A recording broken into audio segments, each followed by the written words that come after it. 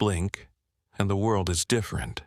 Not louder, not brighter, just quieter.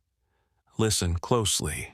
That hush you feel, that gentle rhythm in the air, the house is breathing with you before the sun stretches across the sky, before your thoughts rush in like a tide.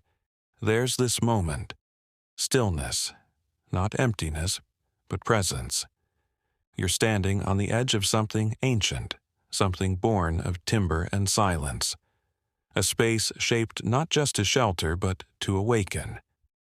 Don't forget to hit that subscribe button because it's a simple way to show your love for these incredible designs. Don't forget to hit that subscribe button because it's a simple way to show your love for these incredible designs. This is not just a home, it's a whisper, a low murmur in the bones of the earth. It asks nothing of you, only that you be. Step in, let the world fall away. Hear the soft groan of the wood, the faint crackle of morning chill in the beams. Everything here has a voice. Even the shadows speak. You've been here before, not in body, but in memory. A place where the line between inside and out dissolves, where wind flows through walls, and light is not decoration, but ceremony. What you're about to see isn't just architecture, it's a retreat, a ritual, born from barnwood bones, but cradled by centuries of Zen. So don't just look, feel, let your breath slow, let your shoulders drop, because this is the moment before anything happens. And that is where everything begins. It began with bones, old ones, weathered and wide-shouldered, once a part of a barn that stood alone against prairie winds, its frame aching with time, but refusing to fall. Someone saw it, not as ruin, but as rhythm, a pulse beneath the rust, a story under the dust. We share new content regularly to help you create spaces you love, so don't forget to subscribe. So they carried it, every beam, every bolt, across oceans of imagination. And here, beneath a sky scattered with cherry blossoms, they built again. Not just a structure, but a stillness.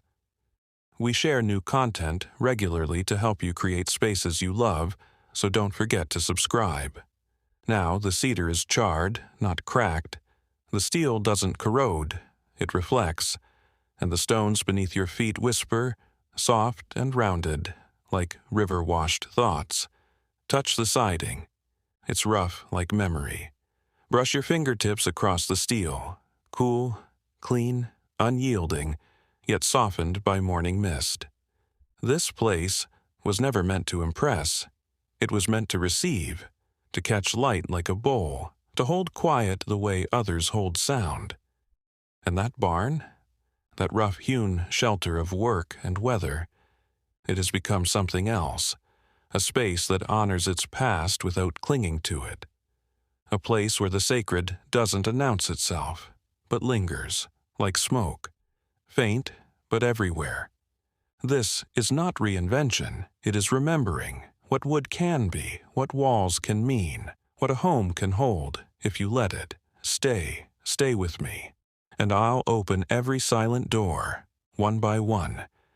If you found this video inspiring, don't forget to like, share, and subscribe.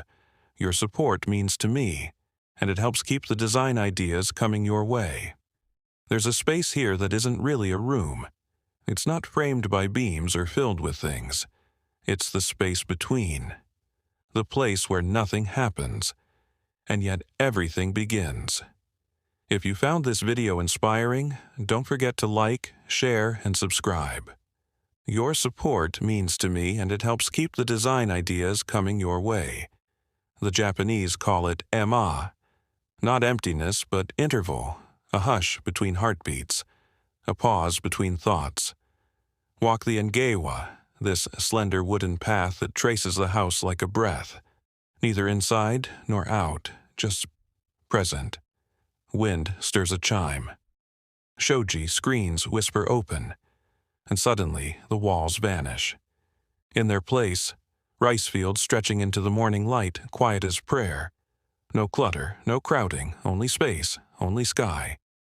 Here, design isn't decoration. It's restraint. It's choosing what to leave unsaid. Hidden beneath the clay-tiled roof, solar panels sip the sun, while rain chains guide every drop like poetry in motion. No motors, no noise, just gentle systems, quietly serving. If you love this type of look, hit that subscribe button to help us create more videos, and let us know in the comments what you'd love to see in future videos. There's no need to announce innovation, not when it hums behind the scenes, doing its work with humility. And then you notice something. Not in the structure, not in the materials, but in the feeling that the most important thing in this house isn't built from cedar or steel at all. If you love this type of look, hit that subscribe button to help us create more videos, and let us know in the comments what you'd love to see in future videos. It's built of pauses, of space made sacred by not filling it. And once you feel it, once your breath sinks to the silence, you start to understand. This home doesn't just give you shelter, it gives you room to be. Look closer, not at the hole, but the broken edge, the crooked seam, the quiet flaw. Here, a teacup sits, raku fired, its crack glazed in gold. Steam rises, slow and curling, like incense carrying time. This is wabi-sabi, the beauty of the imperfect, the unfinished, the impermanent. And this home wears it like a second skin. The floors are smooth, cool concrete, poured with precision.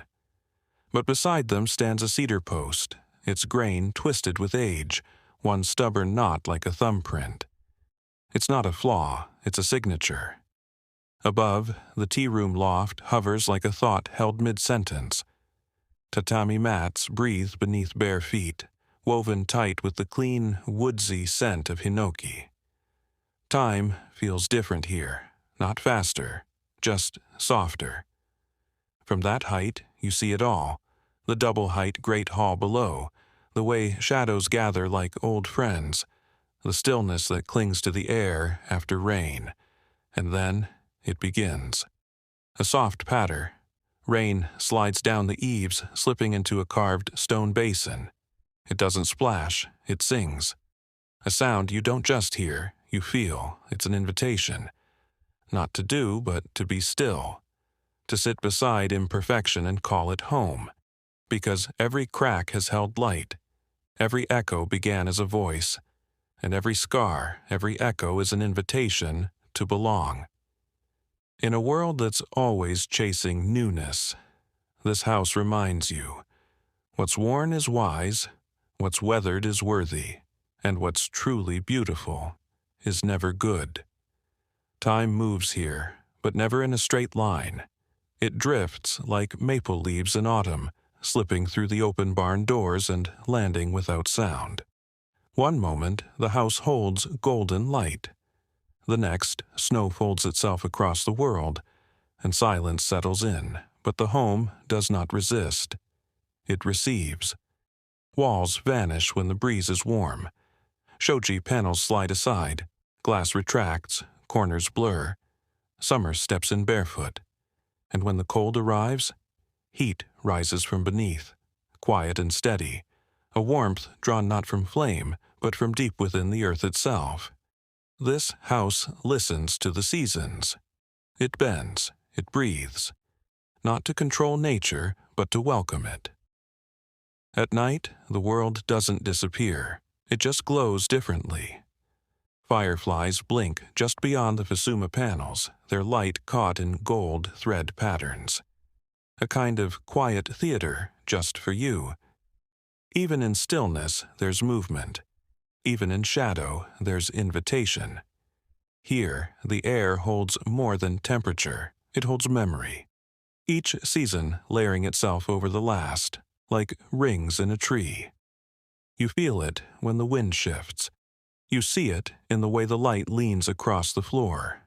But we're not done, not yet, because there is one final passage still waiting, unlit, untouched, where barnwood grit meets Zen precision, where silence deepens into something sacred, A door in shadow, a threshold in stillness, and beyond it, the true heart of this home. Not every door is marked. Some are meant to be found only when you've learned to look differently, slower, softer. Follow the lanterns. They don't rush you. They wait, glowing like thoughts you almost forgot to think. There, tucked behind a woven screen and a curtain of green,